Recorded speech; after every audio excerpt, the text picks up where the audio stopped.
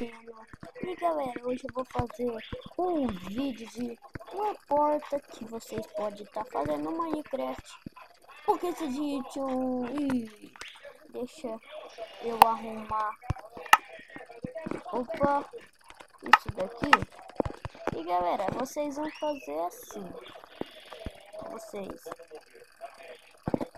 pega pistão, arruma dois. Aí eu vou usar o bloco desse daqui. Tem que ser de lado. Eu vou querer de lado. Sim. Pronto, eu quero ele assim. E agora assim. Do mesmo lado. E de novo. Pra ele ficar assim. Aí a gente vem cá, arruma o pistão aqui. Aí vocês vêm cá e pega esses blocos. Faz assim. Assim. Vocês vêm cá, arruma redstone. Aqui. E aqui.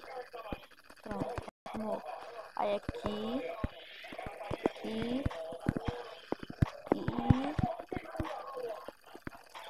Foi. Aí, galera, vocês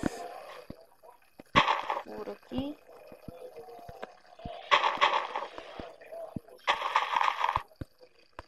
Essa aqui é só demonstrativo. Vocês podem fazer do jeito que vocês quiserem, tá? E aí vocês vêm cá, fura um. Fura dois aqui, vocês deixam que lá. Aí, galera, vocês vão furando aqui. E, opa. Pronto. Vocês vão arrumando redstone daqui até lá. E pronto. Aí, galera, vocês vão tamparem. Opa.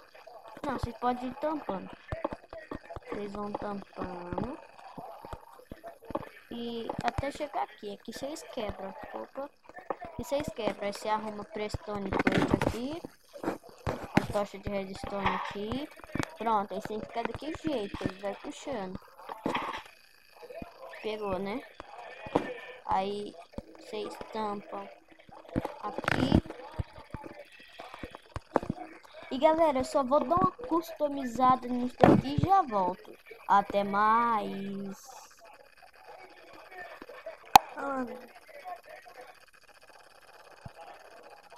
Ficou um espaço de grama. E voltei, galera. Eu esqueci, né? De quebrar essa grama aqui, mas isso é coisa... Opa. E galera. Quebramos o pistão aqui, mas a gente pode estar arrumando ele de novo, né? E ali o sistema, vocês dão um jeito nele lá, se vocês quiserem tampar. E eu vou quebrar só isso daqui. E vocês estão vendo, né?